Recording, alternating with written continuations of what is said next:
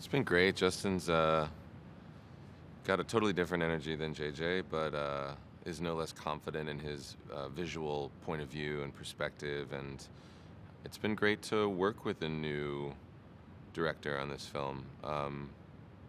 I've really respected how he's come in and allowed us to all maintain our connections to each other and to our characters. But really taken the energy of the franchise in a new and exciting direction. It's been really cool to see.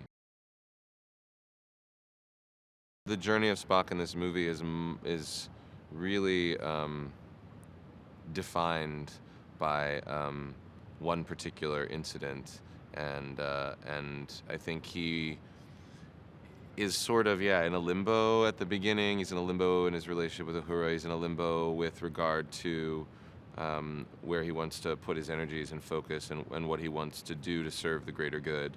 And then through the course of this story, one specific incident really throws that into a kind of question for himself, and he spends a lot of the film reckoning with that. Well, Bones and Spock are historically really diametrically opposed, whereas I think Kirk and Spock are kind of two sides of the same coin.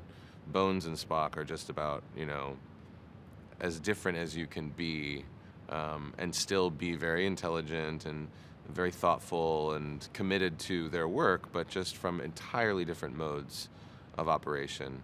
And so in this film, they need to find some common ground and really show up for one another in a way that we've never seen them do before. And that was really exciting. I love working with Carl. He's hilarious and brings such a life to the role of Bones that it was great fun to really spend a lot of my time with him on this movie. I think he's more human in this film than he's been in the others, and that's in the first film he was struggling with feelings of anger, obviously, and in the second film he was really put in a position where he had to fight for his crew in a very real and physical way. And this film is just, I think it's just the quietest, most emotional version of him. It has incredible faith in humanity at its core, and I think that Gene Roddenberry really envisioned a future where humanity comes together and not only sets differences aside, but actually embraces differences and evolves as a result of embracing those differences and learning from them and respecting them and honoring them in one another. And I think that is an ideal that we can really use a dose of. I've always said this, but being a part of this particular franchise, which has that message at its core, is something that I feel very grateful for.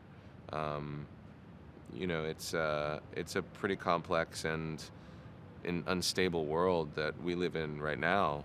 So I feel like the idea of everyone laying down their resistance to one another and their judgments of one another and their hatred for one another and coming together for the greater good is really the only thing that's going to steer us to any level of survival through the complications and the catastrophes that lie ahead for us as a human race, whether they're man-made or natural.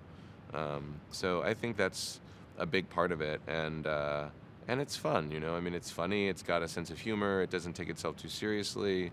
Gene Roddenberry, I think, really understood the balance of that in a lot of ways, and I think JJ and now Simon and Doug, and I think the evolution of it has gone even more in that direction.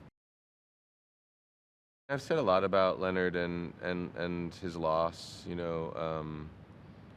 Obviously it was a really difficult thing for me in particular because we were very close, and we were, friends to the end.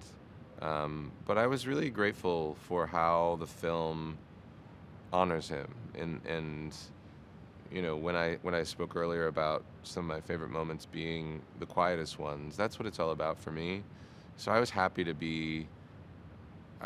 kind of focus on that, actually, because for me it's really important to continue to honor him and to carry him with me both personally and creatively in terms of my relationship with this role.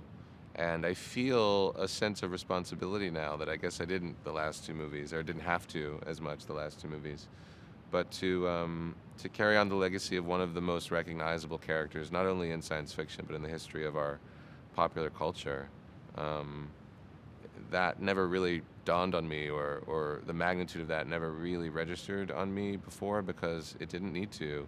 He carried that mantle and handed it to me, but the process of handing it to me was a long and really enjoyable one over the last 8 years, and to have it reach that point of his departure from the earth was definitely a profound moment in a lot of ways, for all of us, I'm sure, but I know specifically for me.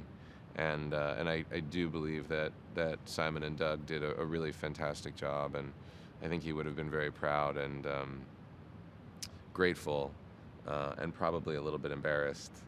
But I think in the end it's a fitting tribute to him, and I'm very glad that it's addressed, and as you said, very gracefully so. These sets were all on gimbals and hydraulics, and it was really impressive and fun to work on them. And then when we were in Vancouver, they built this crazy set of Krull's base in this quarry, which was just massive. One of the biggest things I've really seen, and I was very impressed by the atmospheric complexity of what the sets brought to this film, and that combined with Justin's nimble vision and camera sensibility, I think is really going to be a dynamic for the audience to get sucked into.